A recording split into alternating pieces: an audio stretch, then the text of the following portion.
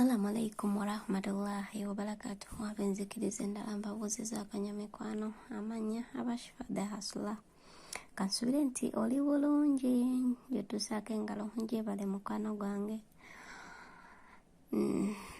Nina mukwano gwange yaŋŋambye Shifa ekisiibo kitandise. Mwana ono akyali Uganda bambi nenga ali mu process egy'okkuba ekyeyo.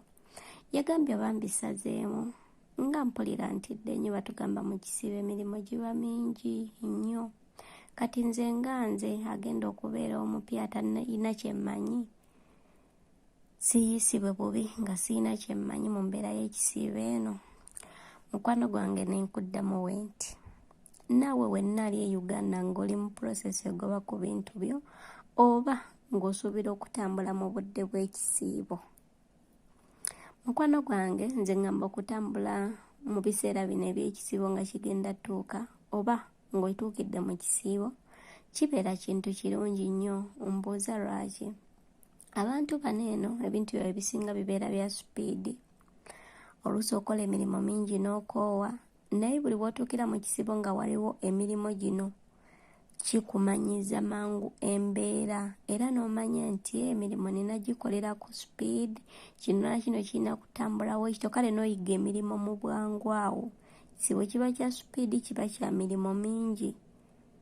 Kati ogenda okuvuunuka ekisiibo kino ng'embeera ogimanyidde nga ebisigadde oyisa mukka mu kisero. Naye ate munnange waliwo families ezimu era nga mu kisiibo tebakola nnyo.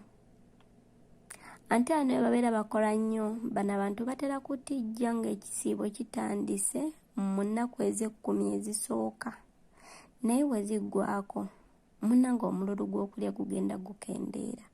Oba n'eyo mikwano ewammwe wekiri weekityo. Nze wange munaye zino ennaku ezisooka ebyokulya biba ku muzuuli, naye ennaku wiiki ng'emu baba bapondoose, ebyokulya bibeera biki?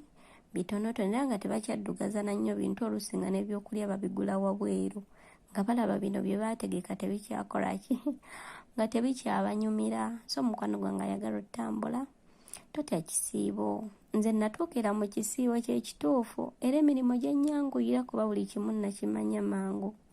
Jjukira wakibeera kisiibo engeri gy'oba tonnamanyira omuntu ono atambula wamu naawe. Katugeze nti oba mukiyungu eyandikuleseyo wekka otegeke mubeerayo bw'ababiri. Oluusi ebyokulongoosa tonnabitegeera, abeera alina okujja n'akuyambako oba n'akugamba kola kino. Kati gw'obeera akulese olongoosa then ye n'agenda n'ategeka ebyokusiibulukirako. Kitegeera bulungi awo? Gamba mwana wattu totya kutambula mu kisiibo. Nange kamwa kwogera natuukira mu kisiibo, tebyanzibuwalira nnyo kuba obuyambi bubeerawo baba bakulagira nti tolina ky'omanyi. Oba tolina ky'omanya nti kikwanguyiza okuyiga mangu buli kimu, supiidi yaabwe.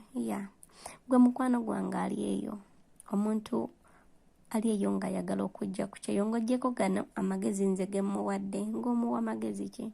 Kusaba commentinga awo mu comment section yange omubuulire byaba akola, watuuka yeeyisa atya, ebintu abikwate atya mu mbeera y'ekisiibo eno gye tugendamu kuba tubuzaayo akaseera katono. Naye nga mbaagala nnyo mikwano gyange, mbagaliza ekisinga obulungi. Assalamu alaikum warahmatullahi wabarakatuh. Amanya n'eddoboozi asigadde omuweereza wo Shifa the Hustler. Nenyongera okujjukiza banaffe abaludde Dawuda Events. Gwe wenna alina omukolo, olina mukolo kigwa kwanjula, birthday, kumanyagana, kwalula balongo, olina kufiirwa ng'oyagala omukolo gwo gubeere ng'embaga mukwano, beera nga wekwata Dawuda Loden Events. Ojja kuba nga ate munnange tewejjusa akukolera decoration yonna gy'oba weetaaze mu colours ez'enjawulo. Akwambaliza abagole, asobola akukwatira vidiyo, akukubira ekifaananyi ekirungi. Mukwano wekwate Dawuda Loden Events. Omufunirako enamba y'essimu eri ku screen yo. Ate munnange ojja kuba tewejjusa alina decorations ez'omulembe nga woolaba ebimuli bwe biyitingana. Genda ku Facebook osobola okuba nga ate oyongera okumufollowinga, oyongere okuzuula ebipya kuba omwana yayitiridde yazze kulema. Tobeera okunoonya mutimbi, tobeera okunoonya mukwasi wa kifaananyi kirungi weekwate munnange Roden Dauda Events ante tojja kubeera nga wejjusa mukwano gwange.